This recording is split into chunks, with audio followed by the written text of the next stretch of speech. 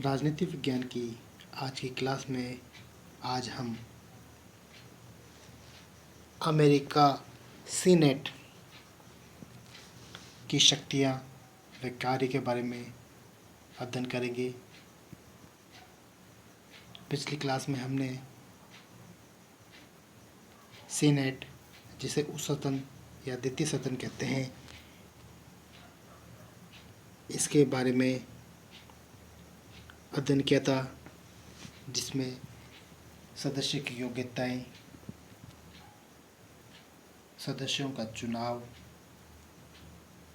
अवधि, गणपूर्ति, वेतन, भत्ते और उन्मुक्तियाँ, इसका कब कब अधिवेशन प्रारंभ होता है उसके बारे में, सभापति और उपसभापति, और अंत में फिलिबस्टर के बारे में अध्ययन किया।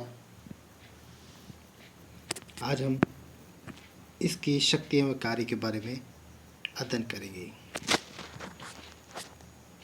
सीनेट अमेरिकी कांग्रेस का द्वितीय सदन है और सामान्यतः वर्तमान समय में प्रजातंत्रात्मक देशों में व्यवस्थापिका के जो द्वितीय सदन है उसे कानून निर्माण में गौण स्थिति प्राप्त होती है, लेकिन अमेरिका जो सीनेट के संबंध में ऐसी स्थिति नहीं है। यह संसार का सबसे अधिक शक्तिशाली दूसरा सदन है। सीनेट राष्ट्रपति और प्रतिनिधि सभा दोनों पर अंकुश लगाने का कार्य करती है, जिसे कोई भी सदस्य निरंकुश ना हो सके।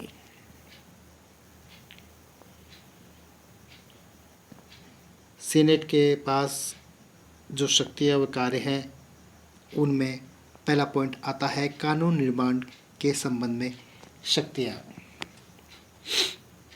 अब सीनेट को कानून निर्माण के संबंध में जो शक्तियाँ प्राप्त हैं, जिनमें साधारण विधेयक में सीनेट को प्रतिनिधि सभा के समान शक्तियाँ प्राप्त है। साधारण विधेयक दोनों सदनों में से किसी भी सदन में भेजा जा सकता है और दोनों सदन जब तक उन्हें स्वीकार न कर लें तब तक वह पारित नहीं किए जा सकते। कहने का तात्पर्य है कि जब तक कोई भी विधेयक, किसी भी विधेयक को दोनों सदनों के द्वारा मान्यता नहीं मिल जाती तब तक वे कानून नहीं बन सकते। संवैधानिक विधेयकों में दोनों की भी स्थिति समान है तथा दोनों सदन अपने 2/3 2/3 बहुमत से उसे पारित करें तब भी वो विधेयक पारित माने जाते हैं। वित्त संबंधी विधेयकों के संबंध में भी प्रतिनिधि सभा को कुछ उच्च स्थिति प्रदान की गई है। इन्हें केवल प्रतिनिधि सभा में ही प्रस्तुत किए जा सकते हैं। तो प्रतिनिधि सभा में कौन से विधेयकों को प्रस्तुत किया जा सकता है? केवल वित्त संबंधी विधेयक हैं उन्हें प्रतिनिधि सभा में ही प्रस्तुत किया जा सकता है। सीनेट अन्य विधेयकों की तरह इसमें संशोधन या उन्हें अस्वीकार करने की शक्ति इसे प्राप्त होती है। सेकंड पॉइंट आता है जिसमें कार्यपालिका संबंधी शक्तियां हैं। सीनेट को न केवल व्यवस्थापन वरन प्रशासन क्षेत्र में भी महत्वपूर्ण शक्तियां प्राप्त है। कार्यपालिका क्षेत्र में उसकी स्थिति प्रतिनिधि सभा की तुलना में निश्चित रूप से बहुत बढ़कर है। कार्यपालिका के जो क्षेत्र में शक्तियाँ प्रतिनिधि सभा से, ये कहें कि प्रतिनिधि सभा से ज़्यादा प्राप्त हैं, जिनमें नियुक्ति की पुष्टि राष्ट्रपति द्वारा की गई नियुक्तियाँ तभी वैध यानी मान्य हैं जब सीनेट साधारण बहुमत से उन्हें स्वीकृति प्रदान करे। तो राष्ट्रपति के द्वारा कोई भी नियुक्ति की जाती है वो तभी मान्य होगी जब सीनेट साधारण बहुमत से उन्हें स्वीकृति प्रदान कर दे। नियुक्ति की पुष्टि का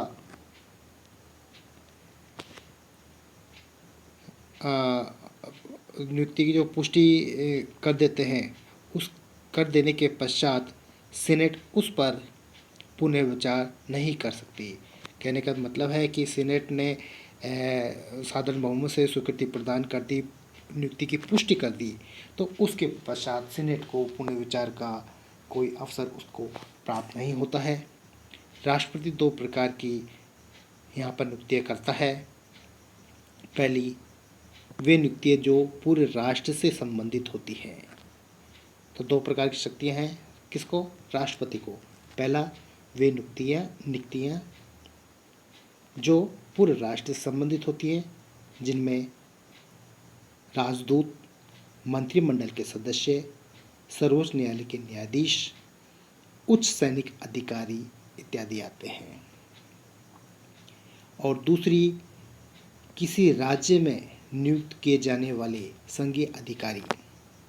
इसमें किसी राज्य में नियुक्त किए जाने वाले संघीय अधिकारी, जिनमें संघीय जिला न्यायाधीश, पोस्टमास्टर के कुछ वर्ग, जिला न्यायाधीश इत्यादि इसके अंतर्गत आते हैं। तीसरी से जो शक्ति प्राप्त होती है वो है अन्वेषण की शक्ति, जिसे हम जांच पड़ताल के संबंध में भी कह सकते हैं। सीनेट को अन्वेषण या जांच के संबंध में भी शक्तियाँ प्राप्त होती है। इस संबंध में विविध विभागों के विरुद्ध प्राप्त शिकायतों के संबंध में यह जांच करता है और जांच करने के उपरांत उस पर निर्णय करता है, और जो उसका निर्णय होता है वही अंतिम होता है। इस शक्ति के कारण वह प्रशासन पर अपना नियंत्रण बनाए रखती है। तो जांच अन्वेषण के प्रति एक तरह के इस शक्ति के कारण क्या होता है, उन पर डर या भय बना रहता है कि कभी मेरी जांच या शिकायत होने पर मुझे हटाया जा सकता है, दंडित किया जा सकता है। अगली जो शक्ति आती है वो आती है न्यायिक शक्तियाँ। इसमें सीनेट को न्यायिक शक्तियाँ प्राप्त होती हैं। सीनेट की न्यायिक शक्तियों में सबसे जो प्रमुख है वो है महाभियोग की शक्ति।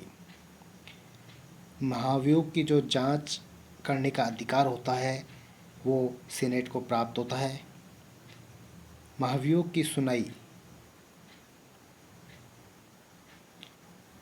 सीनेट में होती है और वही उस पर निर्णय देता है। महाभियोग की सुनवाई के लिए यह आदेश भी जारी करता है, गवाहों की बुलवाई, गवाह को बुलाना, उन्हें शपथ दिलाना आदि सभी प्रकार के ये कार्य करता है। इस सुनवाई के लिए सर्वोच्च न्यायालय का मुख्य न्यायाधीश सीनेट की अध्यक्षता करता है।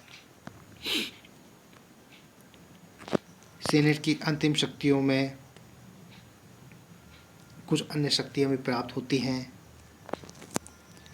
सीनेट को कुछ अन्य शक्तियाँ प्राप्त है, जिनमें वह राष्ट्रपति तथा उपराष्ट्रपति के निर्वाचन के लिए किए गए मतदान की गणना करता है और निर्वाचन परिणाम की घोषणा करता है। विशेष दशाओं में वह उपराष्ट्रपति का निर्वाचन भी करता है।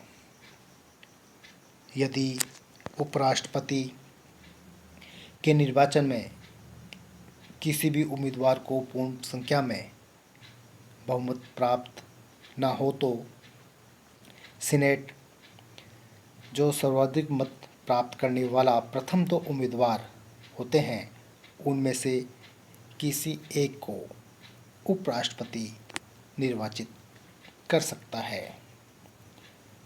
सीनेट को अपने सदस्यों के निर्वाचन और उनकी योग्यताओं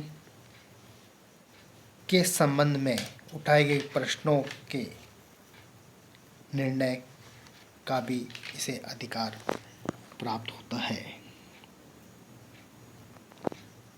सीनेट की शक्तियों में उपयुक्त जो विवेचनाएं हैं उससे स्पष्ट है कि हम कह सकते हैं कि सीनेट प्रतिनिधि सभा से अधिक शक्तिशाली है। यदि जो अन्य देश हैं विश्व के उसकी व्यवस्थापकाएँ हैं में जो हैं उनके जो द्वितीय सदनों में इसकी तुलना की जाए तो यह विश्व का सर्वाधिक और सबसे अधिक शक्तिशाली द्वितीय सदन कहा जा सकता है। इस प्रकार आज हमने अमेरिकी सीनेट की शक्तियाँ व उनके कार्य के बारे में चर्चा की। अगली क्लास में हम सीनेट की आलोचनाओं के बारे में चर्चा करेंगे।